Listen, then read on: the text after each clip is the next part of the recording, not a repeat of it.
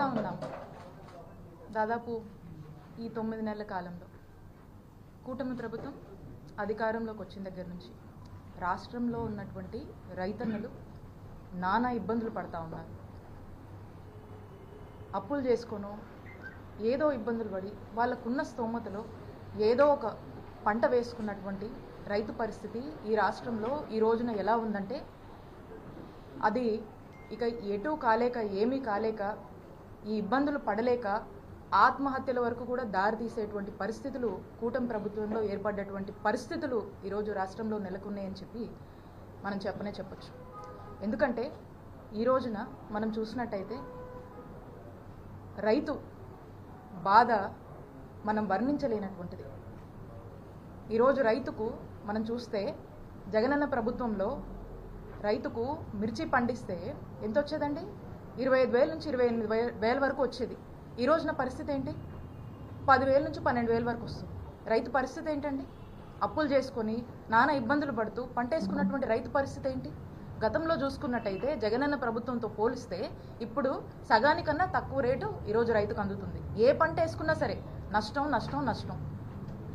ఈ రోజున ఇలాంటి పరిస్థితిని అడ్రస్ చేద్దాము, ఈ పరిస్థితిని ప్రభుత్వం దృష్టికి తీసుకువెళ్దామని చెప్పేసి ex chief minister Shri YS Jaganmohan Reddy గారు ఏషియాలోని ద సెకండ్ లార్జెస్ట్ మార్కెట్ యార్డ్గా పేరొందినటువంటి మన గుంటూరు జిల్లా మార్కెట్ యార్డ్కి వచ్చి అక్కడున్నటువంటి వేల మంది రైతులు ఈ రోజున వాళ్ళ యొక్క గోడు వినిపించుకుందామని జగన్మోహన్ రెడ్డి గారిని కలుద్దామని చెప్పి అక్కడికి వచ్చినటువంటి రైతులు వారి యొక్క బాధ తెలియజేసుకుంటూ జగనన్న ప్రభుత్వం అప్పుడు మేము ఇంతో అంతో వలసపోయిన వాళ్ళం కూడా వెనక్కొచ్చి వ్యవసాయం చేసుకొని ఏదో ఒక పంట పండించుకొని మేము సంతోషంగా ఉన్నాం. ఈ 9 నెలల నుంచి వాళ్ళకు ఉన్నటువంటి దుస్థితిని వాళ్ళు జగన్మోహన్ రెడ్డి గారికి ఎక్స్ప్రెస్ చేస్తూ వాళ్లకు జరుగుతున్నటువంటి నష్టం గురించి వాళ్ళు చెప్పుకుంటూ ఉంటే మరి ఒకవైపున రైతన్నలు వాళ్ళ సమస్యలు చెప్పుకొని గతంలో జగనన్న ప్రభుత్వం ఉన్నప్పుడు రైతు భరోసా కేంద్రాలు పనిచేశాయి.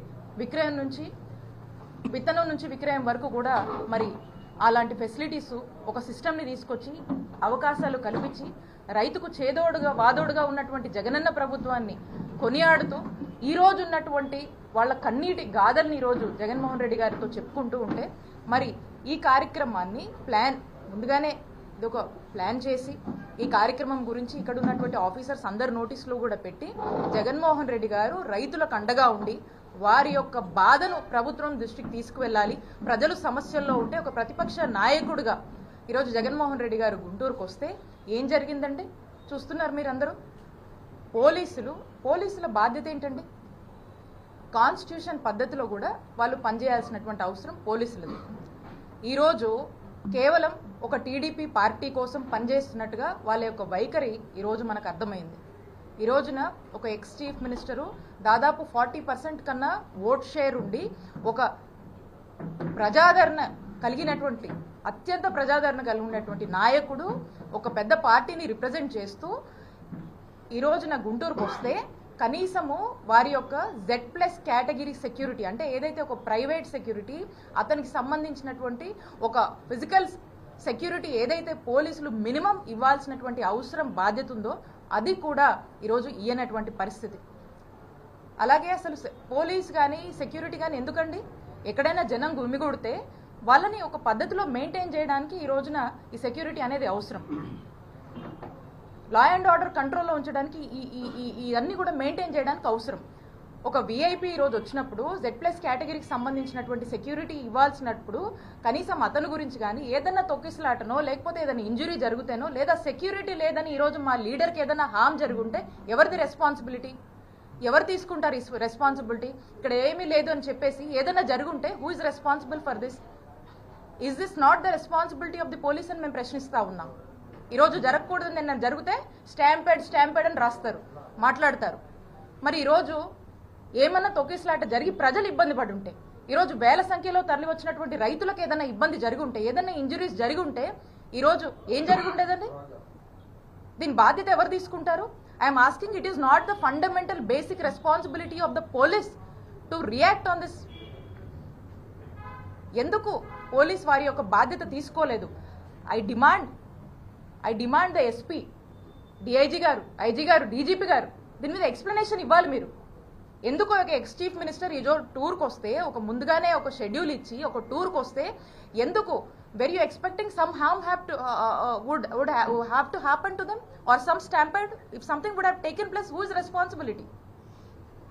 సో కాబట్టి నేను అడుగుతా ఉన్నాను, we demand your explanation why they did not provide the security.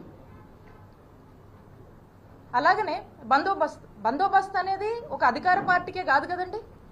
బందోబస్తు అనేది అన్ని పార్టీస్కి ఇవ్వాలి అకార్డింగ్ టు ద కాన్స్టిట్యూషన్. ఎక్కడైతే జనం వస్తారో, జనం గుమిగుడతారో, వేల సంఖ్యలో జనం వస్తారో వాళ్ళకి ఇవ్వాల్సినటువంటి బాధ్యత ఉంది. ఈరోజు ఆ మినిమం బాధ్యతని కూడా కనీసం వారి యొక్క ఫిజికల్ సంరక్షణ కోసం కూడా వాళ్ళ యొక్క సెక్యూరిటీ గురించి కూడా ఎందుకు పోలీసులు ఆలోచించలేదు అనే దాని మీద ఒక స్పష్టత ఇవ్వాల్సినటువంటి అవసరం ఉంది. అండ్ అంటా ఉన్నారు ఎన్నికల కోడ్ అని. మీరు చూసినట్టయితే మేము దీనికి లోబడే మా యొక్క కార్యక్రమాన్ని ఈరోజు చేపట్టడం జరిగింది.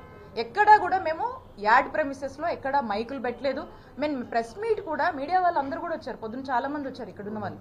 మీరు అందరూ కూడా చూస్తే మీడియా మైక్స్ కూడా అవుట్ ఆఫ్ ది యాడ్, అంటే బయట మనం ప్లాన్ చేసుకున్నాం, బయట పెట్టడం జరిగింది. మీడియాని కూడా జగన్మోహన్ రెడ్డి గారు బయట యాడ్ ప్రెమిసెస్లో అడ్రస్ చేయడం జరిగింది. ఎక్కడ కూడా వైలేషన్ లేదు. అండ్ మోర్ ఓవర్ మీ అందరికి కూడా తెలుసు, ఇక్కడ వైఎస్ఆర్ కాంగ్రెస్ పార్టీ ఈ ఎన్నికలకు దూరంగా ఉంది. We are not participating in this election.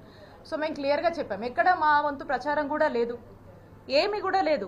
అయినా కూడా ఈరోజు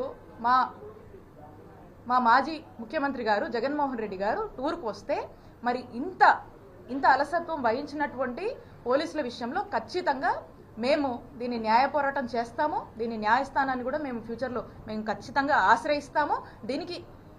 దీనికి ఎక్స్ప్లెనేషన్ ఇవ్వాల్సినటువంటి బాధ్యత ఈ అధికార పార్టీకి సంబంధించినటువంటి కుటుంబ ప్రభుత్వానికి సంబంధించినటువంటి ఉన్నటువంటి హైయర్ అఫీషియల్స్ ఎవరైతే ఉన్నారో పోలీస్ వారికి మేము డిమాండ్ చేస్తున్నామో మీరు ఖచ్చితంగా దీన్ని ఎక్స్ప్లెనేషన్ ఇవ్వాల్సినటువంటి బాధ్యత మీ మీద ఉంది.